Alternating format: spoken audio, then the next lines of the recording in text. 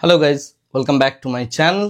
আজকের ভিডিওতে আমি পুরো জিও পলিটিক্স নিয়ে ডিসকাশন করব এবং আগামী দিনে শেয়ার বাজারের জন্য, ভারতীয় শেয়ার বাজার, ভারতীয় ইকোনমির জন্য কি কি চ্যালেঞ্জেস আসতে পারে জিও পলিটিক্স পার্সপেক্টিভ থেকে, তো সেই বিষয়টা নিয়ে আমি ডিসকাশন করব। ভিডিও শুরু করার আগে প্রত্যেককে আমি আজকে জানাই স্বাধীনতা দিবসের শুভেচ্ছা, ভালোবাসা, অভিনন্দন, প্রণাম, শ্রদ্ধা, সমস্ত কিছু। প্রত্যেকের জীবন খুব ভালোভাবে কাটুক। এরপরে আমি যে কথাটা নিয়ে একটু বলবো, প্রথমেই কয়েকটা ডিসক্লেমার দিতে চাই। আজকের এই ভিডিওটা দেখে আপনি ইনফ্লুয়েন্সড হয়ে গিয়ে আপনার পোর্টফোলিও সেল করে দেবেন না। দ্বিতীয় কথা হচ্ছে, আমি নতুন কিছু শেয়ার বাইয়ের রেকমেন্ডেশন দিচ্ছি এরকমটাও নয়। আমি পুরো এই যে ভিডিওটা করছি এটা পুরোপুরিভাবে হচ্ছে আপনাদের নলেজের জন্য, এবং জিও পলিটিক্স জিনিসটা কিভাবে এটা শেয়ার বাজারের সাথে জড়িত, এটা কিভাবে একটা দেশের টোটাল ইকোনমিকে কন্ট্রোল করে, সেই জিনিসগুলো নিয়ে আমি আজকে ডিটেলসে ডিসকাশন করব। বেশিরভাগ পার্টটাই হবে পৃথিবীর বিভিন্ন দেশের সাথে, বিভিন্ন দেশের সম্পর্ক, তাদের মধ্যে যে ইকুয়েশন, এবং কি কারণে আমি বলতে চলেছি যে আগামী 2 বছর ভারতীয় শেয়ার বাজারের জন্য খুব ভালো সময় হবে না। খুব ভালো সময় হবে না বলার অর্থ হচ্ছে এটা যে মানে আপনি যে র্যালিটা দেখেছেন একদম সেম লেভেল অফ র্যালি হু করে হয়ে, মানে আমরা যেটা দেখলাম কোভিডের সময় থেকে 9,000 থেকে আজকের ডেটে প্রায় 25,000 অবধি 16,000 পয়েন্টের মোটামুটি আমরা একটা র্যালি দেখেছি, রাইট, ফ্রম 2020 থেকে আজকে 24-এর মধ্যে। তো এই লেভেল অফ র্যালি মানে 16,000 পয়েন্টের র্যালি আমি নেক্সট 4 বছরে কিন্তু আর এক্সপেক্ট করতে পারি না। সুতরাং স্টক স্পেসিফিক হয়ে কিভাবে কাজ করবেন, হেজ নিয়ে কিভাবে কাজ করবেন, সেগুলো নিয়ে আমি আগামী দিনে আরও ডিটেলসে জানাবো। আজকের ভিডিওটা একটু লেন্দি হবে। যে স্টোরি, যে গল্পগুলো বলবো এগুলো প্রত্যেকটা খুব সেন্সিটিভ গল্প এবং প্রচণ্ড কন্ট্রোভার্সিয়াল, ওকে, বাট এগুলো প্রত্যেকটাই পাবলিক ডোমেনে অ্যাভেলেবেল, ওকে। তো আমি এমন কিছু বলছি না যেটা আমি আমার মন গড়া কথা বলছি বা সেরকম কিছু। দ্বিতীয় কথা হচ্ছে, কোনো সময় আপনার মনে হতে পারে এই পুরো ডিসকাশনটাতে যে আমি ভারতের এগেনস্টে বলছি, কখনো আপনার মনে হতে পারে আমি বাংলাদেশের এগেনস্টে বলছি, কখনো আপনার মনে হতে পারে আমি ইউএসের এগেনস্টে বলছি, ইত্যাদি ইত্যাদি বিভিন্ন জিনিসপত্রগুলো। বাট যেগুলো ফ্যাক্ট, আমি সেই প্রত্যেকটা ফ্যাক্ট এবং ট্রুথটাকে আপনাদের সামনে নিয়ে আসবো, ওকে। শুরু করব 1960 সাল থেকে, শেষ করব হচ্ছে আজকের দিনে, অর্থাৎ রিসেন্টলি যে ঘটনাটা ঘটে গেল বাংলাদেশের মধ্যে, পুরো প্রাইম মিনিস্টারের চেঞ্জ। তো এই প্রত্যেকটা যে ঘটনা, এই ঘটনাগুলো কিভাবে একটা আরেকটার সাথে লিঙ্কড, এবং তার সাথে এই পুরো জিনিসটা আমাদের কিভাবে শেয়ার বাজারকে ইম্প্যাক্ট ফেলতে চলেছে এবং আগামী দিনে আমাদের দেশের ইকোনমির ওপর কি প্রভাব পড়তে চলেছে, সেই প্রত্যেকটা জিনিস নিয়ে ডিসকাশন করব, ওকে। তো শুরু করা যাক। প্রথমেই যে কথাটা বলবো সেটা হচ্ছে যে প্রথম বিশ্বযুদ্ধ, দ্বিতীয় বিশ্বযুদ্ধ শেষ হয়ে যাওয়ার পর পুরো পৃথিবী জুড়ে একটা কোল্ড ওয়ার শুরু হয়েছিল, রাইট। এই কোল্ড ওয়ারটা অ্যাকচুয়ালি হয়েছিল কি, আমেরিকা একটা দিক আর একটা হচ্ছে রাশিয়া আর একটা দিক, এবং এরা প্রত্যেকে চাইছিল কি বিভিন্ন দেশকে, বিভিন্ন পলিটিক্যাল পার্টিগুলোকে মোবিলাইজ করে কোন দেশকে কার দখলে নিয়ে আসা যায় ইন্টেলেকচুয়ালি, এবং সেই দেশের গভর্নমেন্টের সাথে একটা চুক্তি করে নিজের ক্ষমতা প্রদর্শনের একটা লড়াই শুরু হয়েছিল, যেটাকে হিস্ট্রিতে কোল্ড ওয়ার বলে, রাইট। বাট এই কোল্ড ওয়ার শুরুর সাথে সাথে প্রথম শুরু করছি আমাদের এই ঘটনার বা এই যুদ্ধের যে ভিলেন বলতে পারেন, সেটা হচ্ছে আমেরিকা।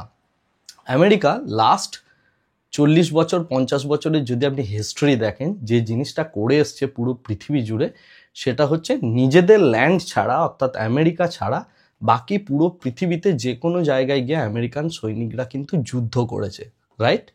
সেটা ইরাক হতে পারে, সেটা মানে গাদ্দাফিকে সরানো হতে পারে, সেটা আফগানিস্তান ওয়ার হতে পারে, সেটা বর্তমান দিনে ইউক্রেনের ওয়ার হতে পারে। বিভিন্ন জায়গায় পৃথিবীতে যত জায়গায় আনরেস্ট তৈরি হয়েছে বা যত জায়গায় যুদ্ধ তৈরি হয়েছে, সেই যুদ্ধটা তৈরি হয়েছে আমেরিকার জন্য। কেন? রিজনটা হচ্ছে ডলার। ডলারকে পৃথিবীর সুপ্রিম কারেন্সি প্রুফ করার জন্য এই জিনিসটা করতে হয়েছে। এটা যদি করতে হয় খুব ট্যাক্টফুলি, যে কাজটা করতে হতো আমেরিকাকে, এবং যেটা তারা খুব সুন্দরভাবে করেছে, সেটা হচ্ছে যে প্রত্যেকটা দেশের রাষ্ট্রনায়ককে একটা কথা বোঝানো হয়েছে যে তোমার যে নেবারিং কান্ট্রি অর্থাৎ তোমার যে প্রতিবেশী দেশ সে হচ্ছে তোমার শত্রু এবং সে হচ্ছে তোমার মানে কি বলবো একটা রোগ নেশন যাকে বলা হয় ইংরেজিতে। তো যদি শত্রু প্রুফ করে তাহলে কি ঘটনাটা ঘটবে সেটা দেখি। তার আগে আমি বলি যে আমি কি বোঝাতে চাইছি। যেমন ভারতের সাথে পাকিস্তানের একটা শত্রুতা, ভারতের সাথে আপনি যদি দেখেন চায়নার একটা শত্রুতা, চায়নার সাথে তাইওয়ানের একটা শত্রুতা, রাশিয়ার সাথে ইউরোপিয়ান কান্ট্রিগুলোর একটা শত্রুতা, রাইট। আবার এদিক দিয়ে যদি দেখেন পাকিস্তানের সাথে আফগানিস্তানের একটা শত্রুতা, পাকিস্তানের সাথে ইরানের একটা শত্রুতা, ইরানের সাথে আপনি যদি দেখেন ইসরায়েলের একটা শত্রুতা, ইসরায়েলের সাথে প্যালেস্তাইনের একটা শত্রুতা, এদিকে গাজা বর্ডার ইত্যাদি যা কিছু রয়েছে প্রত্যেকটা নেবারিং কান্ট্রির মধ্যে দেখুন একটা করে শত্রুতা সুলভ একটা আচরণ আছে, রাইট। এটার অ্যাডভান্টেজটা কি পায় আমেরিকা? মনে করুন ভারতের সাথে পাকিস্তানের যদি কোনো কারণে সুসম্পর্ক হয় তাহলে যেটা হবে, ভারতের সাথে পাকিস্তানের যে চুক্তিটা হবে অর্থাৎ কোনো বিজনেস ডিল যদি হয় সেটা হয় ইন্ডিয়ার কারেন্সিতে হবে, না হলে পাকিস্তানের কারেন্সিতে হবে, রাইট। কিন্তু ভারতের সাথে পাকিস্তানে যদি কন্টিনিউয়াস যুদ্ধ চলে এবং পৃথিবীর যে কোনো কান্ট্রির সাথে যে কোনো কান্ট্রির যদি যুদ্ধ চলে, এই জায়গাতে সবসময় ইউএস যেটা চায় যে আমার ডলারকে সুপ্রিম কারেন্সি হিসাবে মেনে চলুক প্রত্যেকটা দেশ, এবং যে ট্রানজ্যাকশনগুলো করবে সেই ট্রানজ্যাকশনগুলো যেন ডলারের সাহায্যে হয়। যদি ডলারের সাহায্যে হয় প্রত্যেকটা ট্রানজ্যাকশন, সেই ট্রানজ্যাকশনগুলো যদি ডলারের সাহায্যে হয়, যে সুবিধাটা হবে ডলার কিন্তু সবসময় সুপিরিয়ার কারেন্সি হিসাবে থেকে যাবে, নাম্বার ওয়ান। নাম্বার টু হচ্ছে এই জিনিসটা করার জন্য এরা সবার আগে যে কাজটা করেছে সেটা হচ্ছে সৌদি আরবের সাথে, যখন সৌদি আরবের তেলের খনি পাওয়া গিয়েছিল, তেলের খনি উৎপন্ন হয়েছিল, সেই সময় সৌদি আরবের সাথে এরা একটা চুক্তি করে যে পৃথিবীতে যে কোনো দেশকে তুমি যদি অয়েল সাপ্লাই করো, তেলের সাপ্লাই করো বা তেল নিয়ে কোনো ডিল করো, তাহলে সেই ডিলগুলো প্রত্যেকটা করতে হবে কিন্তু ডলারে। এই রিজনটার জন্য ডলার হচ্ছে একটা সুপ্রিম কারেন্সি, এবং এই কারেন্সিটা সুপ্রিম কারেন্সি থাকার জন্য যেটা করতে হবে আমাকে, যদি আমি ইউএসএ হই, প্রত্যেকটা দেশের সাথে নেবারিং কান্ট্রির মধ্যে একটা ফাইট যেন কন্টিনিউয়াসলি চলে, আর সেই জিনিসটাকে ট্যাক্টফুলি করা হয়েছে। এটা কিছুই না, এটা হচ্ছে কারেন্সির ডমিনেন্স তৈরি করার জন্য, রাইট। এটা হচ্ছে প্রথম কথা। সুতরাং আপনি আশা করি বুঝতে পারছেন যে যে জিনিসটা আপনাকে দেখানো হয়, যে বিষটা আপনার মধ্যে ছড়ানো হয়, এগুলো খুব ইন্টেলেকচুয়ালি থটফুলি এবং একটা দীর্ঘদিনের প্ল্যানিংয়ের সাহায্যে এই জিনিসগুলো করানো হয়। এরকম নয় যে মানে যখন তখন যা খুশি করানো হয়। যারা সুপার পাওয়ার হতে যাচ্ছে, যারা একটা সুপ্রিম পাওয়ার হতে যাচ্ছে, তারা কিন্তু সবসময় চায় যে বাকি কান্ট্রি যারা আছে তাদেরকে যাতে আমি ডমিনেট করতে পারি, রাইট।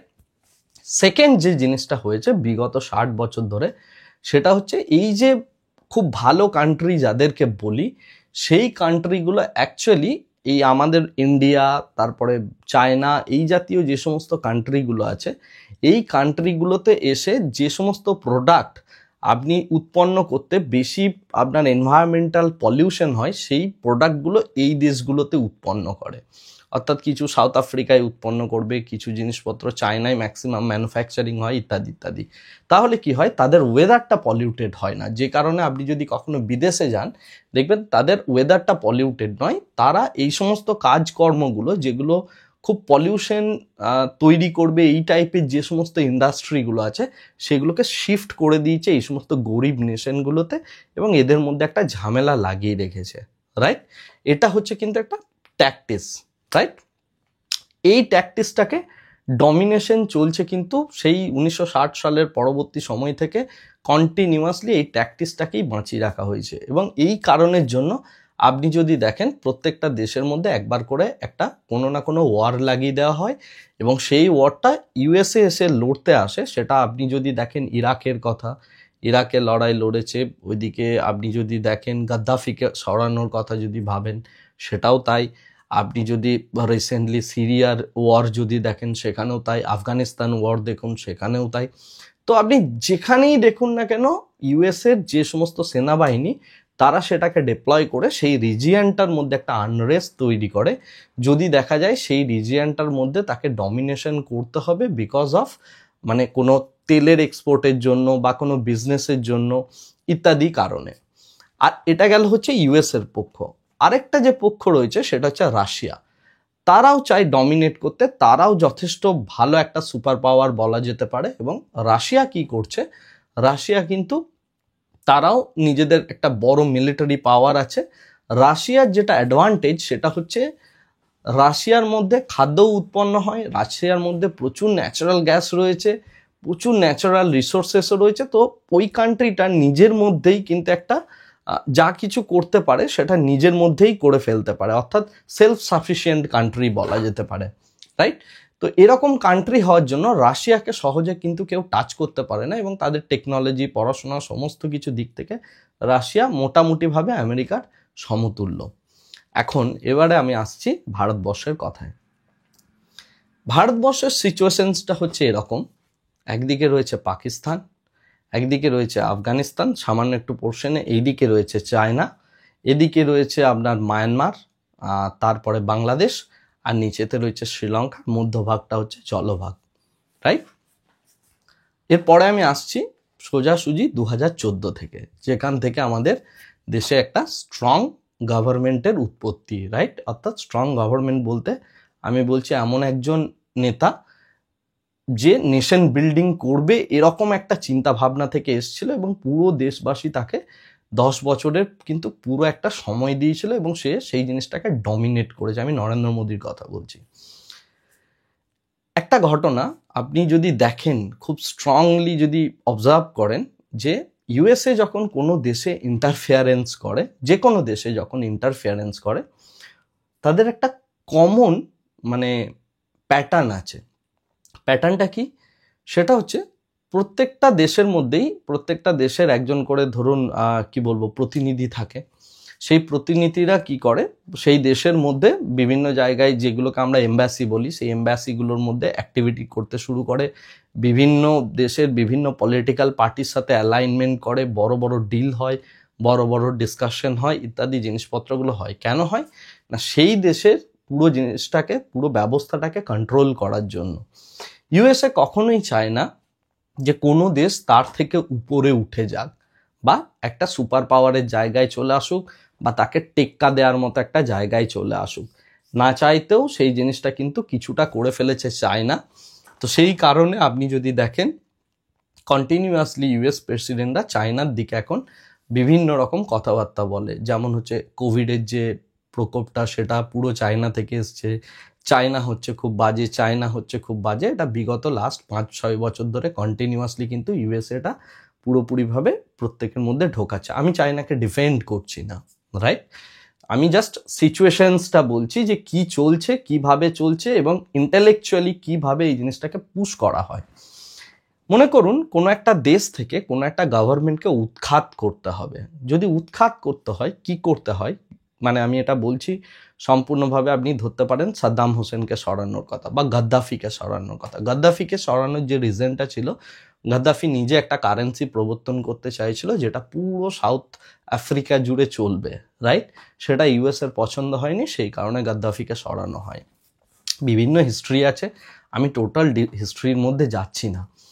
নেক্সট যে পার্টটার কথা বলছি সেটা হচ্ছে আপনি যদি দেখেন, সাদ্দাম হোসেনকে যখন সরানো হয়, সেম প্যাটার্ন ফলো করা হয় যেটা বাংলাদেশে রিসেন্টলি হয়েছে, রাইট? প্রথমে হচ্ছে কিছু ইংলিশ স্পিকিং ইন্টেলেকচুয়াল স্টুডেন্টদেরকে দিয়ে একটা মুভমেন্ট স্টার্ট করা, যে মুভমেন্টটাকে সম্পূর্ণভাবে আস্তে আস্তে আস্তে আস্তে মোবিলাইজ করা। সেই দেশের গভর্নমেন্ট যখন বুঝতে পারে তার সোর্সের থ্রুতে যে something is bad is happening, সেই দেশের গভর্নমেন্ট রিয়্যাক্ট করে, তারপরে মিডিয়াকে মোবিলাইজ করে তাকে এটা প্রুভ করা যে he is a dictator, right? এবং সেই ডিক্টেটরশিপের এন্ড চাই, এবং সেটা পুরো মাসের মধ্যে পুরো আগুনের মতো ছড়িয়ে দেওয়া, রাইট? তারপরে তার যে লিগাসিটা চলছিল, সেই লিগাসিটাকে আস্তে আস্তে আস্তে আস্তে ফেলে দেওয়া। আমি কিন্তু বাংলাদেশের কথা বলছি না, আমি এখন যে কথাটা বলছি এটা সম্পূর্ণভাবে আমি সাদ্দাম হোসেনকে ফেলার কথা বলছি। তো আপনি এই প্যাটার্নটা দেখবেন, এই প্যাটার্নটা হচ্ছে কিন্তু ইউএসের একদম সুন্দর একটা প্যাটার্ন, এবং এটা সাউথ ইস্ট এশিয়ায় বা এই সেন্ট্রাল এশিয়ায় যিনি থাকেন ক্ষমতায়, তার ওপর এই দায়িত্বটা পড়ে, ওকে, যে তাকে এই কাজটা করতে হবে। আমি এক্সাম্পল দিচ্ছি, রিসেন্ট হিস্ট্রির এক্সাম্পল দিচ্ছি। পাকিস্তানে কিছুদিন আগে নওয়াজ শরীফের সরকার ছিল, তারপরে আসে ইমরান খানের সরকার, রাইট? তো ইমরান খানের সরকার যখন আসে, ইমরান খানের সরকার অ্যাকচুয়ালি কিছুটা নিউট্রাল সরকার হয়ে গিয়েছিল। তারা আমেরিকাকে অতটা বেশি পাত্তা দিচ্ছিল না, রাশিয়া ইউক্রেন ওয়ারের সময়ও পুরোপুরিভাবে নিউট্রালাইজ ছিল। তো এই জায়গাতে আমেরিকা কি করলো, ডোনাল্ড লু নামে একজন ব্যক্তি আছেন, তাদের যিনি সাউথ ইস্ট এই এশিয়ার পুরো ব্যাপারটা দেখেন, তাকে পাঠানো হলো। ডোনাল্ড লু যে কান্ট্রিতে যান সেই কান্ট্রির কিন্তু যে প্রাইম মিনিস্টারের যে ক্ষমতা রয়েছে, যে ক্ষমতাটা রয়েছে, কোনো একজন নায়ক সে যদি হিরো হতে যায়, তার গভর্নমেন্টকে ফেলা বা তার গভর্নমেন্টকে উইক করার কাজটা তিনি করতে আসেন ইউএসের হয়ে। তো ডোনাল্ড লু পাকিস্তানে যান, ইমরান খানের সরকার ফেলেন। ইমরান খানের সরকারকে ফেলে দেওয়ার পর তারপরে সেখানে নতুন সরকার প্রতিষ্ঠিত হয়, রাইট? আর্মির সরকার বা যাই হোক না কেন। তো এই ডোনাল্ড লু হচ্ছে বর্তমান দিনে যেখানে যাবেন সেখানকার রেজিম চেঞ্জ করবেন। ইন্ডিয়াতে যখন ইলেকশন হলো, রিসেন্ট এই কিছুদিন আগে যে ইলেকশনটা হলো আমাদের প্রধানমন্ত্রী ইলেকশন, যেটাতে নরেন্দ্র মোদী সরকার পুরোপুরিভাবে টোটাল মানে মেজরিটির সাথে আসেনি, প্রথম স্টেজ ইলেকশনের পরেই ডোনাল্ড লু বাংলাদেশ থেকে ফ্লাই করে সোজা চলে এলেন হচ্ছে ইন্ডিয়াতে, দিল্লিতে। উনি যখনই এসছিলেন আমি তখনই একটা জিনিস সেন্স করেছিলাম যে এই গভর্নমেন্টের হাল খারাপ হতে চলেছে, অর্থাৎ রেজাল্ট খুব একটা ভালো আসবে না ইলেকশনের রেজাল্ট নিয়ে আমি প্রচুর প্রেডিকশন দিয়েছি আমার যারা মেন্টরশিপের স্টুডেন্ট তাদের মধ্যে, এবং আমি স্পষ্টভাবে বলে দিয়েছিলাম যেটা মিডিয়া দেখাচ্ছে সেই রেজাল্ট আসবে না, because something fishy is happening. Okay, তো সে এই জিও পলিটিক্স দেখলে এদের প্রত্যেকটা মুভ যদি আপনি দেখতে থাকেন, আপনি এগুলো ইজিলি প্রেডিক্ট করতে পারবেন। মানে আমার কাছে হোয়াটসঅ্যাপ চ্যাটও আছে আমার মেন্টরশিপ স্টুডেন্টদেরকে, যেগুলো আমি ইলেকশনের আগে মানে পাঠিয়েছিলাম। মানে ফিজিক্যালি যাদের সাথে কথা বলেছি সেটা তো আলাদা কথা। যাই হোক, আমি এটা প্রুফ করতে চাইছি না আমি ভালো প্রেডিকশন করেছি ইত্যাদি ইত্যাদি। যেটা মেন কথা সেটা হচ্ছে এই ডোনাল্ড লু যেখানে যায় সেখানে গিয়ে কিন্তু একটা তার গভর্নমেন্টের রিজিম চেঞ্জ করে। আমি রিজিম চেঞ্জ বলতে কি বলতে চাইছি সেটা একটু ভালো করে বোঝাই, এবং ভারতবর্ষের ক্ষেত্রে কি প্রবলেম হয়েছে, কি কারণে আমাদের গভর্নমেন্টকে উইক করা প্রয়োজন, কি কারণে আমাদের ইকোনমিকে মানে স্তব্ধ করার প্রয়োজন, সেটা আমি একটু বলি প্রথমে, না হলে পুরো জিনিসটার উদ্দেশ্যটা বোঝা যাবে না, রাইট? এখন যেটা 2014 পরে আমাদের যে গভর্নমেন্ট এসছে, নরেন্দ্র মোদী গভর্নমেন্ট, তারা হচ্ছে একটা এগ্রেসিভ গভর্নমেন্ট, বিজনেস ইত্যাদি বিভিন্ন জিনিস নিয়ে। করাপশনের কথা আমি বলছি না, কারণ করাপশন ইন্ডিয়াতে একদম মানে রক্তে রক্তে আছে আর কি, ইন্ডিয়ার ডিএনএতে করাপশন ঢুকে আছে। আদারওয়াইজ যদি করাপশন পার্টটাকে আমরা সরিয়ে দিতে পারি, সেটা যে কোনো পলিটিক্যাল পার্টি থেকে হোক, পুরো দেশ থেকে যদি সরিয়ে দিতে পারি, আমাদের দেশের যে স্ট্রাকচার, সেই স্ট্রাকচার অনুযায়ী আমাদের অ্যাকচুয়ালি 15 to 20% CAGR হয়ে বাড়া উচিত জিডিপির। ওকে, যেটা বর্তমান দিনে 8% রয়েছে মানে রিসেন্ট টাইমে। বাট এটা অ্যাকচুয়ালি 15 থেকে 20% জিডিপি বাড়া উচিত যদি আমরা করাপশনকে সরিয়ে দিতে পারি, বিজনেস অ্যাট্রাক্ট করতে পারি, এবং যদি একটা বিজনেস সুলভ মানে সিচুয়েশনস তৈরি করতে পারি। কারণ 100 কোটির দেশ, বিশাল বড় ইকোনমি, প্রচুর ন্যাচারাল রিসোর্সেস রয়েছে, বিশাল বড় ডাইভার্সিটি। সো ইন্ডিয়ার যে ক্ষমতা সেটা নিয়ে আমার কিন্তু কোনো ডাউট নেই। যাই হোক, তো মেইন যেটা কথা, যে মানে পুরনো ডিসকাশনে ফেরত আসি, সেটা হচ্ছে যে এই 2014 পর থেকে যখন নরেন্দ্র মোদী গভর্নমেন্ট আসে, ডিমনিটাইজেশন হলো, জিএসটি লাগু হলো, বিজনেসের জন্য বিশালভাবে এনভায়রনমেন্ট সেট আপ হলো, জনধন অ্যাকাউন্ট হলো, বিভিন্ন কিছু মানে একটার পর একটা চেঞ্জেস ভীষণ ফাস্টার ওয়েতে হয়ে যাচ্ছে, রাইট? কোভিড এলো, কোভিডের ক্রাইসিস এলো, এবং তারপরেও দেখা যাচ্ছে যে এই যে নরেন্দ্র মোদীর যে পপুলারিটি সেটা পুরো বিশ্ব জুড়ে হয়ে যাচ্ছে। আস্তে আস্তে আস্তে আস্তে বেশ বড় একটা নেতা হিসাবে তাকে পোর্ট্রে করা হচ্ছে। তার খারাপ কাজগুলো, ভালো কাজগুলো আমি এইসবগুলো বলছি না, মানে আমি তাকে ইভ্যালুয়েশন করছি না, যেটা অ্যাকচুয়ালি পুরো পৃথিবীর কাছে যে জিনিসটা উঠে আসছে, এবং যার ফলে আমাদের ইকোনমির মধ্যে অ্যাকচুয়ালি একটা বড় বুম চলে এসেছিল, রাইট? এই যে বুমটা চলে এসছে, এর ফলে দেখা যাচ্ছে ইয়ার অন ইয়ার আমাদের ইকোনমি কিন্তু 8% থেকে 10% রেটে কিন্তু গ্রো করার ক্ষমতা একটা রাখে।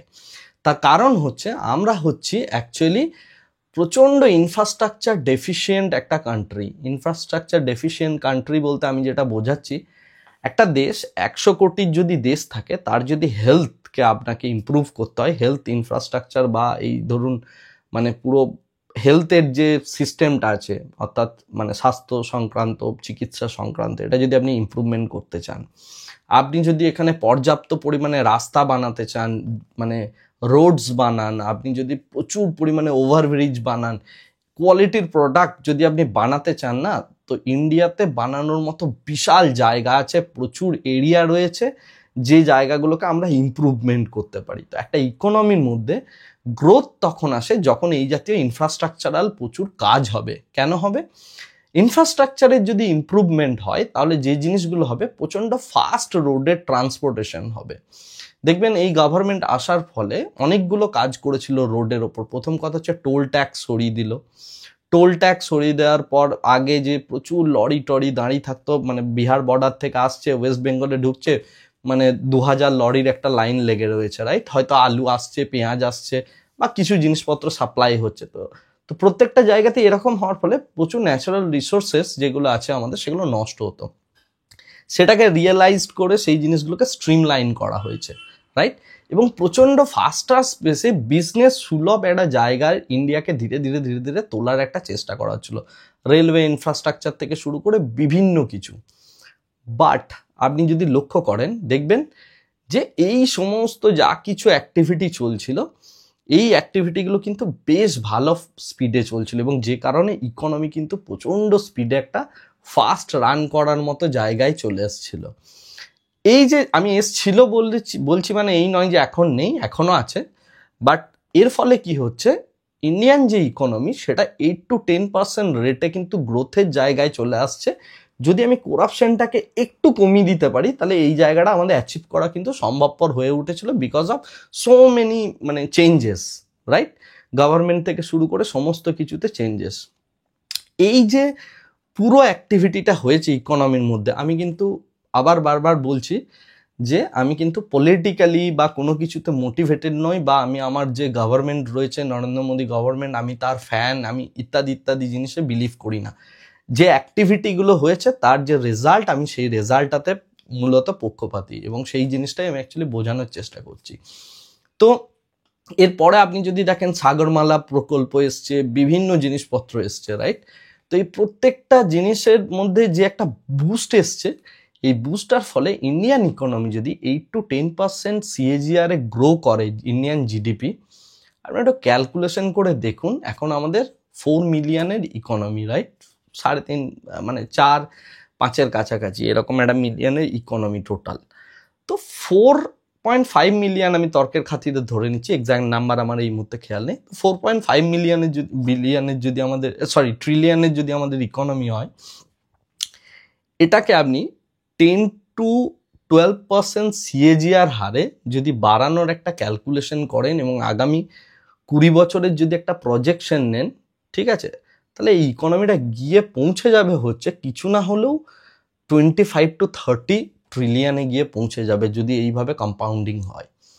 সেটা যদি হয়ে যায়, উই উইল বিট, অর আমরা মোটামুটিভাবে চায়নার প্যারালাল হয়ে যাব, এবং তার সাথে India will be the second largest economy in the world, অর্থাৎ আমরা ইউএস এর ঘাড়ে নিঃশ্বাস ফেলবো।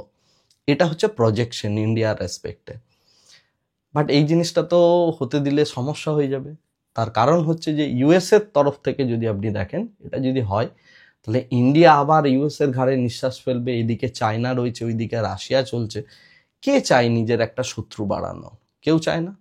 যেখানে ইউএস এর ইকোনমি মাত্র 2% সিএজিআরে বাড়ছে, আর আমার ইকোনমি যদি 8 থেকে 10% সিএজিআরে বাড়ে, তাহলে আমরা যদি একটা সিগনিফিকেন্ট অ্যামাউন্ট অফ ইকোনমি হয়ে যায়, আমাদের দেশের ইমপ্রুভমেন্ট যদি হয়ে যায়, তাহলে কিন্তু যে সমস্যাটা দেখা দেবে, সেটা হচ্ছে ইউএস এর একটা বিশাল বড় সমস্যা হয়ে যাবে। কারণ আমরা তখন বিভিন্ন এই সমস্ত যে সিচুয়েশনসগুলো পৃথিবীতে চলে আসছে, সেগুলোতে আমরা একটা ডমিনেট করার চেষ্টা করব। টেকনোলজির দিক থেকেও আমরা অনেকটা ধীরে ধীরে ধীরে ধীরে এগোচ্ছি। তার কারণ হচ্ছে আমরা মঙ্গল অভিযান করছি, বা আপনি যদি দেখেন প্রচুর স্যাটেলাইটের কাজকর্ম হচ্ছে ইসরোর দ্বারা। তো সমস্ত দিক থেকে মোটামুটি একটা ইমপ্রুভমেন্টের যে মুহূর্তে জায়গায় এসছে, ইউএসএ দেখছে কি যে এই সময় ইন্ডিয়াকে যদি আমি না সাপ্রেস করতে পারি, then it will be difficult for us, right?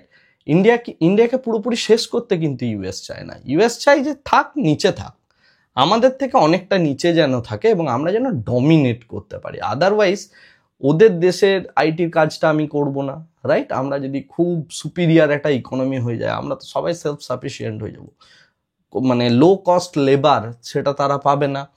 বিভিন্ন জিনিসপত্র নিয়ে আমরা বেশি বেশি বার্গেন শুরু করব, আমাদের কারেন্সি অ্যাপ্রিসিয়েট করে যাবে, কারেন্সি অ্যাপ্রিসিয়েট যদি করে সেটা ওদের জন্য প্রবলেম, ইত্যাদি বিভিন্ন রকম প্রবলেমস রয়েছে, রাইট? তো এখন কি করা যেতে পারে? এখন যে কাজটা করা যেতে পারে ইন্ডিয়ার রেসপেক্টে, সেটা হচ্ছে ইন্ডিয়ার গভর্নমেন্টকে উইক করা, যে কারণে আপনাকে ডোনাল্ড লুকে পাঠানো হয় ফার্স্ট ফেজ অফ ইলেকশনের সময়ে।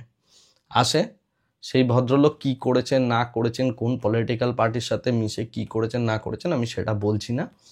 যাই হোক না কেন, মোটামুটি ইন্ডিয়ান পলিটিক্যাল সিচুয়েশনটাকে যে রিজিমে চলছিল, যে স্পিডে চলছিল, সেই জায়গাটাকে একটা টালমাটাল জায়গায় নিয়ে আসছে। Pattern same. ফার্স্ট প্রুভ করো কি যে ভদ্রলোক রয়েছেন পাওয়ারে সে হচ্ছে ডিক্টেটার। সেকেন্ড হচ্ছে কিছু আন্দোলন তৈরি করো, কিছু আনরেস্ট তৈরি করো, যে আনরেস্টগুলোকে যদি আমি তৈরি করতে পারি তাহলে যে ঘটনাটা ঘটবে সেটা হচ্ছে কারেন্ট গভর্নমেন্টকে ফেলতে আমার সুবিধা হবে। তো যথারীতি আপনি যদি দেখেন প্রচুর এরকম আন্দোলন তৈরি হয়েছে এই বিগত 4-5 বছরে ইন্ডিয়াতে, ছোট ছোট ছোট ছোট আন্দোলন তৈরি হয়েছে এবং সেটার জন্য ইন্ডিয়ান গভর্নমেন্টকে কিন্তু ফেলা হয়েছে, রাইট? কিন্তু মানে ফেলা হয়েছে বলতে আমি এটা বোঝাতে চাইছি, মানে সেই যে বিশাল বড় একটা জনপ্রিয়তা নিয়ে নরেন্দ্র মোদী সরকার এসেছিল, সেই সরকার কিন্তু আর আসতে পারেনি। এখন বিরোধী তার সাথে আপনি যদি দেখেন গভর্নমেন্ট সব মোটামুটি 50-50 পজিশনে, রাইট? সবাই পাওয়ারফুল। এরকম একটা সিচুয়েশনস থাকলে কি হবে, যে কোনো কান্ট্রির মধ্যে আনরেস্ট তৈরি করাটা খুব ইজি হবে। এবং আপনি যদি দেখেন মানে এই ইলেকশনের আগে আমাদের যিনি বিদেশ মন্ত্রী ছিলেন বা নরেন্দ্র মোদী ছিলেন বা আমাদের যে স্বরাষ্ট্রমন্ত্রী ছিলেন, তাদের যে বডি ল্যাঙ্গুয়েজ ছিল যে ঠিক আছে আসছে আসুক ফুটিয়ে দেবো, এরম একটা চিন্তাভাবনা ছিল, এরম একটা বডি ল্যাঙ্গুয়েজে চলছিলেন, রাইট?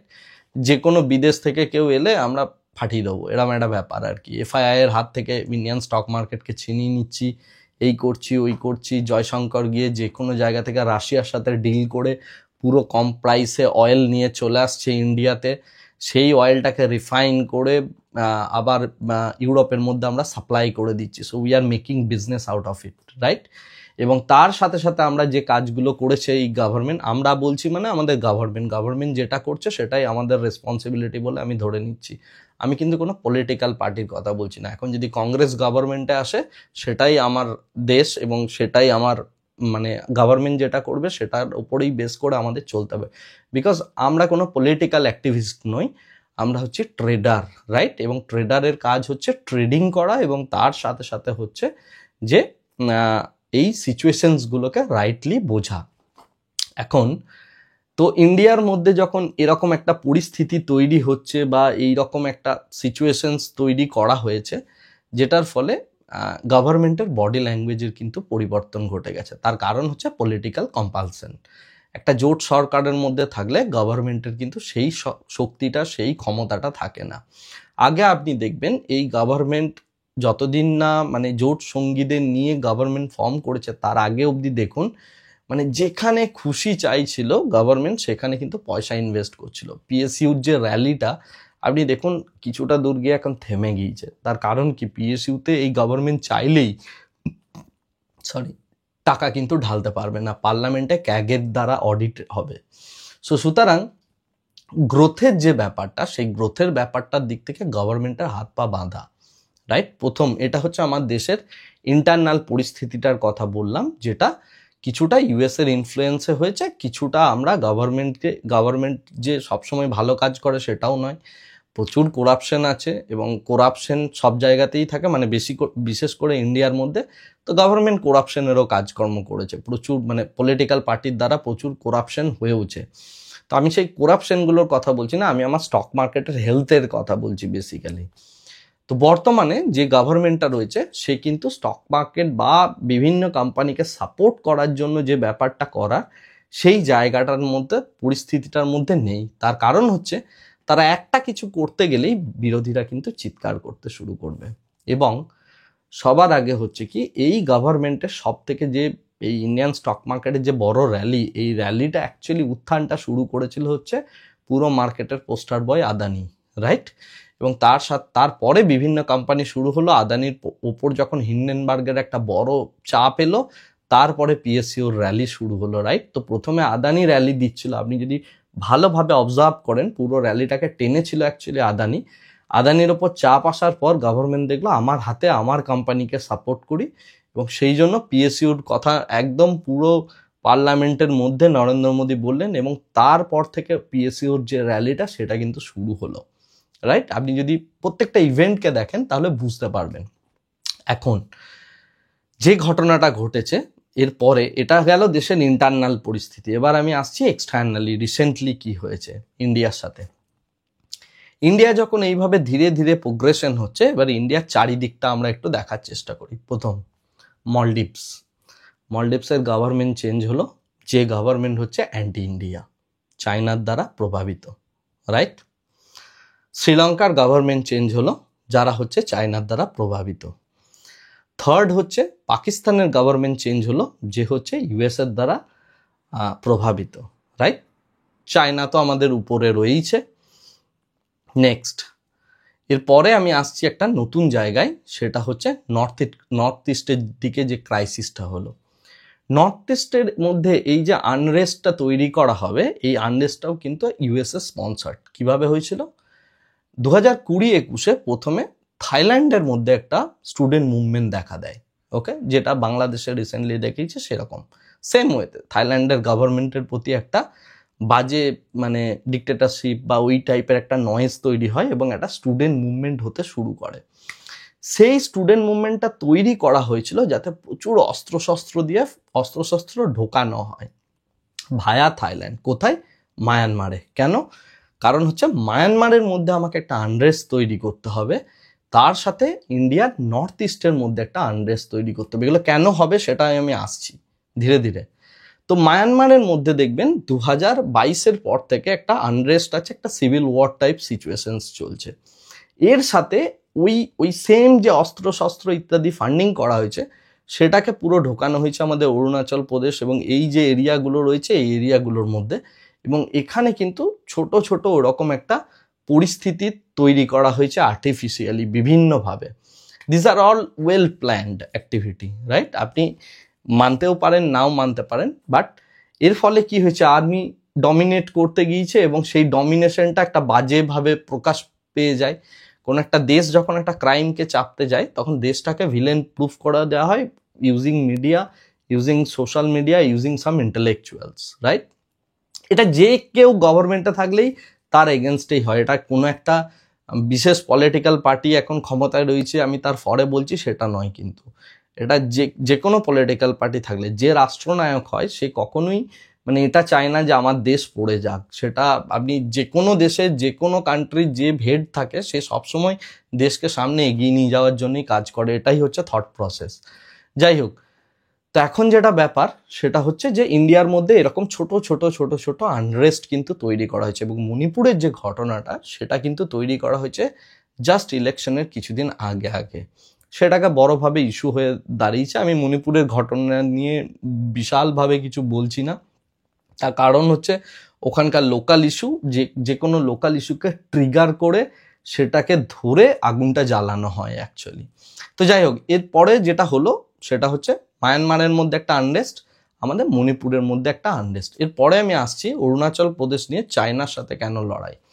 চায়না এখন চায় অরুণাচল প্রদেশকে দখল করতে, তার কারণ হচ্ছে একটাই, সেটা হচ্ছে ব্রহ্মপুত্রের যে জলটা রয়েছে সেই জলটা এখন চায়নার দরকার, রাইট? তো তার জন্য ওরা চাইছে যে ব্রহ্মপুত্রটাকে যদি আমি ক্যাপচার না করতে পারি তাহলে ওদের দেশের জলের একটা ক্রাইসিস দেখা দিচ্ছে, মানে স্লাইড ক্রাইসিস দেখা দিচ্ছে। আর ব্রহ্মপুত্রের যে মেইন যে জলটা সেটা 80% হচ্ছে ইন্ডিয়ার এই অরুণাচল প্রদেশ থেকে পুরো ঢুকছে। সো অরুণাচল প্রদেশের ওই দিকের এরিয়াটাকে নিয়ে যদি ব্রহ্মপুত্রের ওপর একটা বড় বাঁধ নির্মাণ করে দিয়ে ওই জলটাকে যদি চায়না ইউজ করতে পারে, দ্যাট ইজ দেয়ার মোটিভ। তো সেই কারণে আপনি দেখবেন এখন অরুণাচল প্রদেশ নিয়ে চায়নার সাথে কিন্তু একটা ফাইট চলছে, মানে চায়না ইন্ডিয়া। এবং এইদিকে তো তিব্বতের বর্ডারে বা বিভিন্ন বর্ডারে চায়না একটা আনরেস্ট তৈরি করেই রেখেছে। নেক্সট, এর পরে যেটা ঘটনা সেটা আসছি এবার আমি বাংলাদেশে। বাংলাদেশের স্টোরিটা শুরু করছি হচ্ছে 1970-71 থেকে। কারণ 1970-71 যে গভর্নমেন্ট ছিল সেটা হচ্ছে ইস্ট পাকিস্তান, রাইট? পাকিস্তানের দ্বারা কন্ট্রোল হওয়া। সেটাকে আমাদের বঙ্গবন্ধু মুজিবুর রহমান তিনি সেই জিনিসটাকে থেকে বের করে আনেন এবং সেক্ষেত্রে ইন্দিরা গান্ধী বিশালভাবে একটা সাপোর্ট করেন।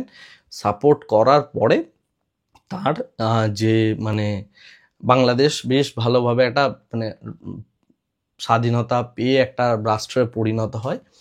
বাট এই যে আন্দোলনটা, এই আন্দোলনটার ফলে ইন্ডিয়ার বিশাল কিছু লাভ হয়নি।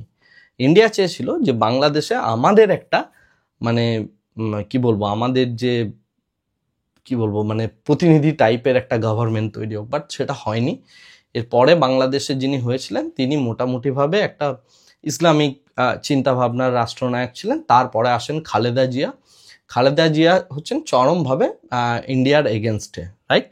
আপনি যদি বর্তমান দিনে দেখেন, বর্তমান দিনেও মানে বিগত 5 বছরের মধ্যে যদি দেখেন বাংলাদেশিদের মধ্যে, আমি জানি আমার প্রচুর বাংলাদেশি আছেন যারা আমার চ্যানেলের সাবস্ক্রাইবারও, বাট এটা ট্রুথ আপনারাও রিয়েলাইজ করবেন যদি স্টাডি করেন বেটারভাবে বুঝতে পারবেন।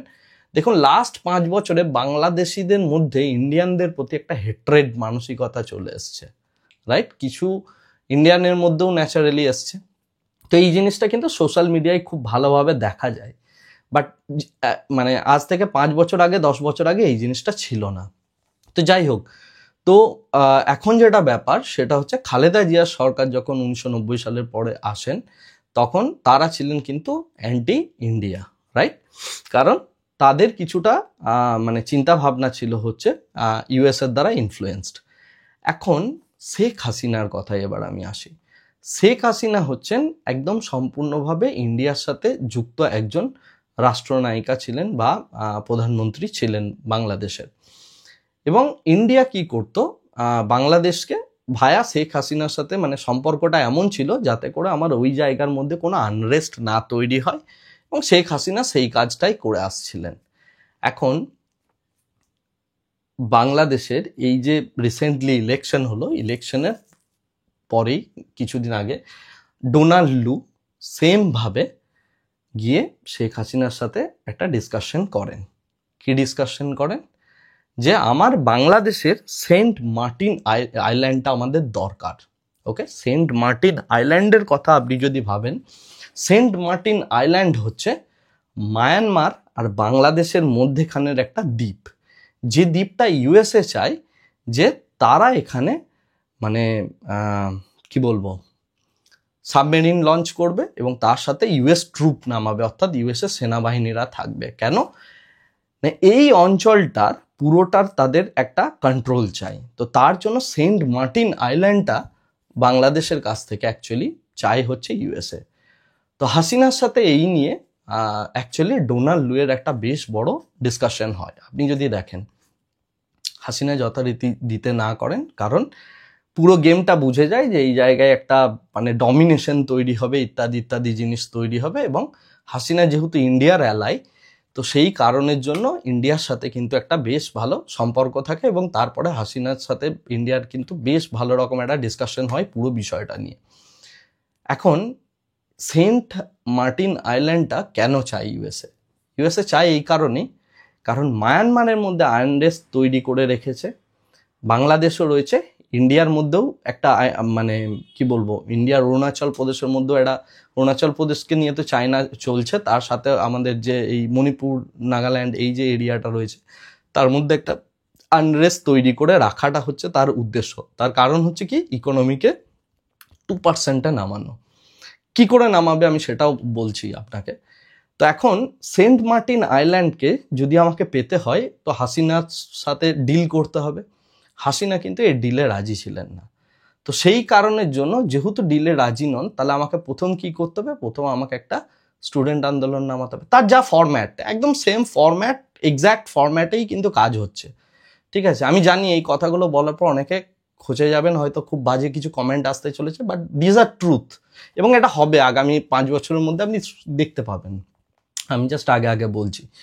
তো যাই হোক, যারা জিও পলিটিক্স স্টাডি করেন তারা প্রত্যেকেই জানেন, এবং এই প্রত্যেকটা কথা ওপেন ফোরামই অ্যাভেলেবেল।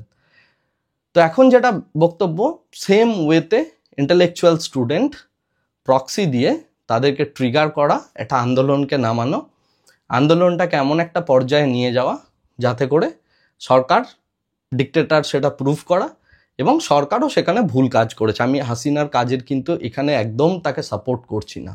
সেও প্রচুর ছাত্র আন্দোলনটাকে ডমিনেট করার জন্য স্টুডেন্ট মারা, রাজাকার নিয়ে বিভিন্ন রকম মুক্তি দেওয়া ইত্যাদি করে তিনিও সিচুয়েশনসটাকে গরম করে দিতে চেয়েছিলেন, যে আমি তো ভোটে জিতে এসেছি, মানে ভোট কিভাবে হয় এই সমস্ত কান্ট্রিগুলোতে আমরা সবাই জানি।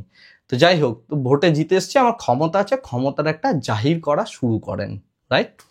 হাসিনা ততক্ষণ অবধি ক্ষমতা দেখাতে পারেন যতক্ষণ অবধি আর্মি এবং পুলিশ তার কন্ট্রোলে রয়েছে। যে ঘটনাটা ঘটলো সেটা হচ্ছে আর্মি এবং পুলিশ এরা কিন্তু কিছু পরে পরে যখন এই সমস্ত ঘটনা ঘটতে শুরু করলো এবং সিচুয়েশনসটাকে পুরো একটা টালমাটাল পরিস্থিতি তৈরি করে দেওয়া হলো, একটা জঘন্য, একটা নিকৃষ্ট মানের সিচুয়েশনস তৈরি করে দেওয়া হলো পুরো বাংলাদেশের মধ্যে, সেটা ভায়া গভর্নমেন্ট। আমি কখনোই এখানে শেখ হাসিনাকে সাপোর্ট করি না, উনি ড্রাস্টিক পদক্ষেপ নিয়ে নিলেন, এবং যার জন্য পুরো আগুনটা আরও বেশি দাও দাও দাও দাও করে জ্বলতে শুরু করে দিল, রাইট?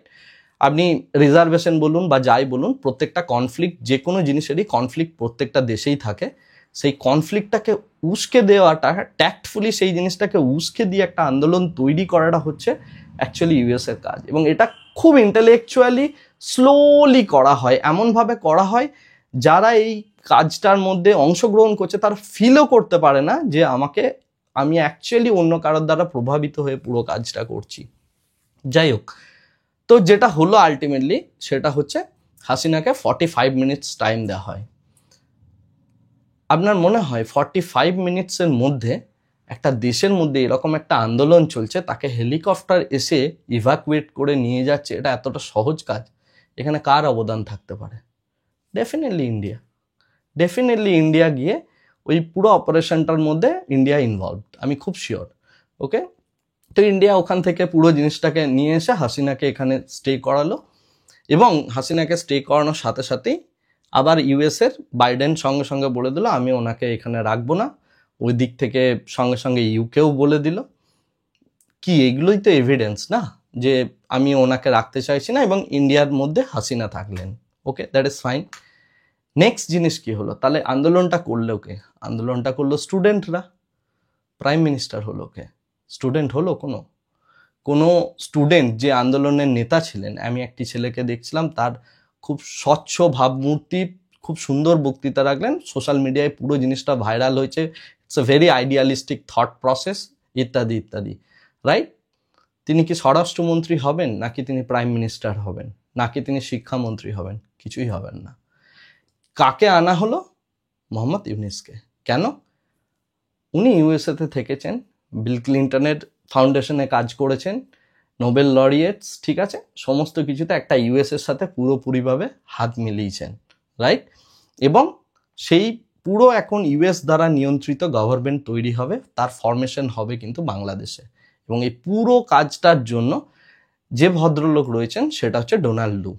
ওকে, এখন এইবারে আমি আসছি ইন্ডিয়ান স্টক মার্কেটে, এবং পুরো গেমটা অ্যাকচুয়ালি কিভাবে এলো আপনারা এতক্ষণে আশা করি বুঝতে পেরেছেন। এবারে সিচুয়েশনসটা কি হলো দেখুন ইন্ডিয়ার জন্য।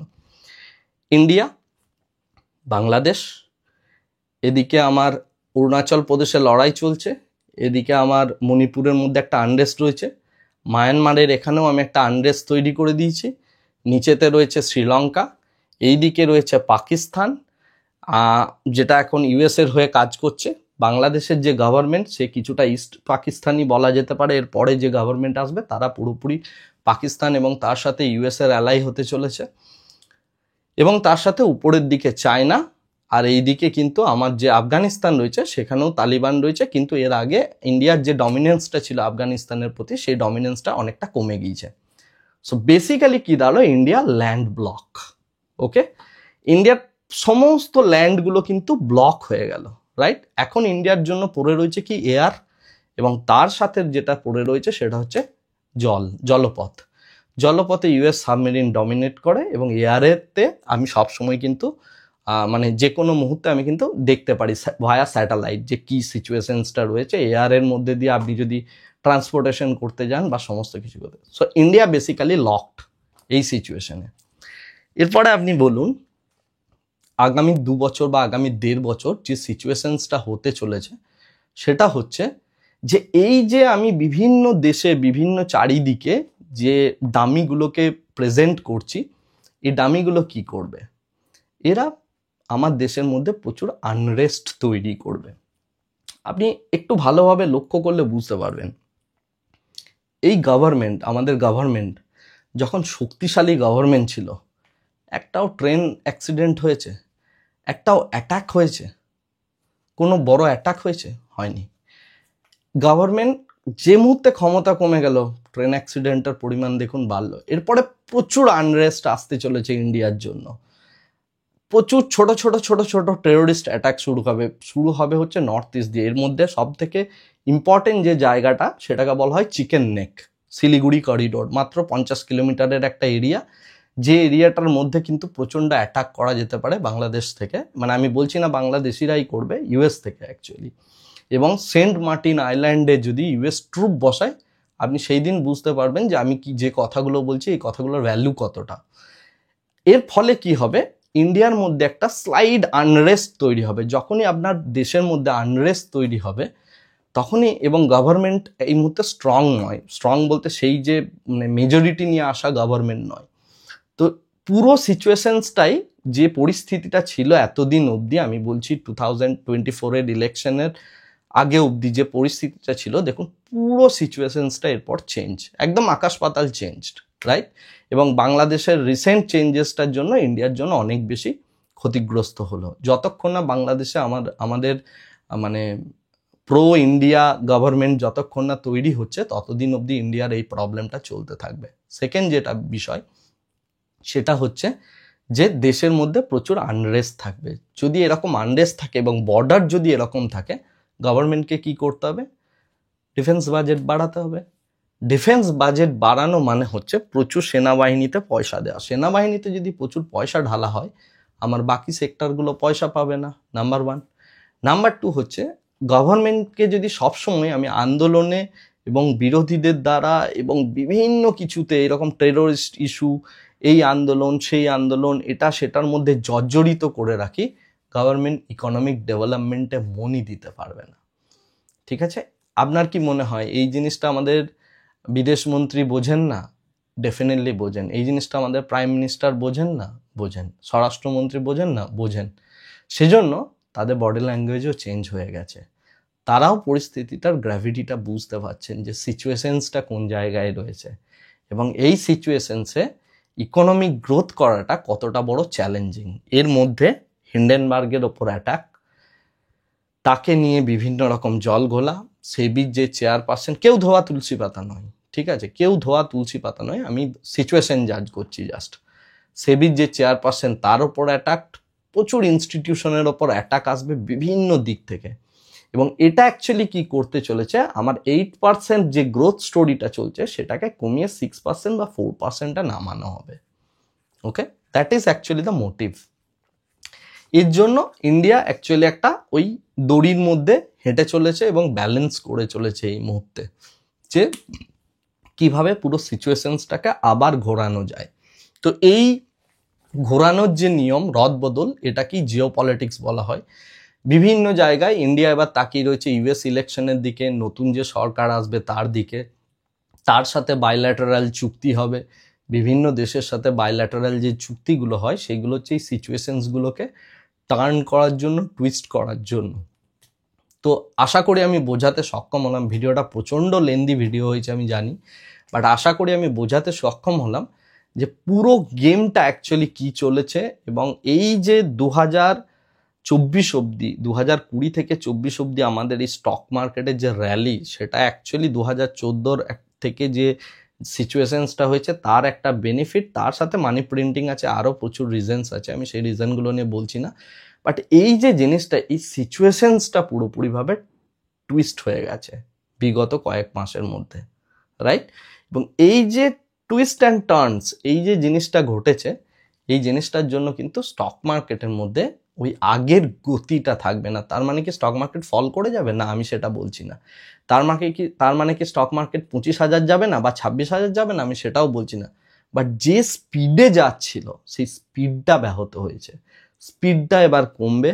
স্পিডটা কমার জন্য এবং এই যে বিভিন্ন রকম সিচুয়েশনস, ভোলাটিলিটি, তার জন্য মার্কেটের মধ্যেও ভোলাটিলিটি তৈরি হবে। আগামী দিনে এই ভোলাটাইল এনভায়রনমেন্টের পরিমাণ কিন্তু অনেক বেশি বাড়ছে এবং তার জন্যই অ্যাকচুয়ালি আমি বারবার বলছি যে কসাস হয়ে কাজ করুন। যে কোম্পানিগুলোকে সিলেক্ট করছেন আপনি অ্যাজ এ ট্রেডার, সেই কোম্পানিগুলোর যেন ফান্ডামেন্টালস খুব ভালো হয়। মানে যা খুশি কোম্পানিতে আপনি পয়সা ঢেলে দেবেন না, ফান্ডামেন্টালস দেখুন, বা আপনি যে প্রসেসটা নিচ্ছেন সেটা কোনো টেকনিক্যাল স্ট্র্যাটেজি হতে পারে, সেই স্ট্র্যাটেজি স্টপ লস নিন, রিস্ক টু রিওয়ার্ড ফলো করে কাজ করুন। যদি লঙ্গার টাইমে 20 বছরের জন্য আপনি কোনো পোর্টফোলিও হোল্ড করতে চান, সেগুলোকে বড় কোনো ক্রাইসিসের জন্য হেজিং করুন। আমি হেজিং যদিও বলবো, আরও অনেক কিছু কথা বলবো হেজিং রিলেটেড, বাট আশা করি আমি বোঝাতে সক্ষম হলাম যে পুরো জিওপলিটিক্স জিনিসটা কি, জিওপলিটিক্স কিভাবে ওয়ার্ক করে। প্রত্যেকটা দেশই মানে কিছু না কিছু ন্যাচারাল রিসোর্সকে গ্র্যাব করার জন্য হোক, তার কোনো না কোনো ফায়দার জন্য হোক, অন্য দেশের সাথে এরকম বিহেভিয়ারই করতে থাকে এবং এটা মূলত হয় হচ্ছে সুপিরিয়ার কান্ট্রিগুলোর থেকে। ফর এক্সাম্পল, মূলত বেশিটাই হয় হচ্ছে ইউএসএর থেকে, না হলে চায়নার থেকে, রাইট? তো এটাই আমার বোঝানোর ছিল, আশা করি বুঝতে পারলেন। আমি জানি আপনাদের বক্তব্য আমার থেকে আলাদা হতেই পারে, বাট যেটাই আপনার বক্তব্য আপনি কমেন্ট সেকশনে করুন। ভিডিওটা কেমন লাগলো সেটা জানাবেন, আপনার যা বক্তব্য সেটা আমাকে জানাবেন, আমি তার রিপ্লাই দেওয়ার চেষ্টা করব। আজকে ভিডিওটা অনেক লেন্দি হলো, আজকে আপাতত এখানেই শেষ করছি। Thank you very much, bye bye, tata, Jai Hind.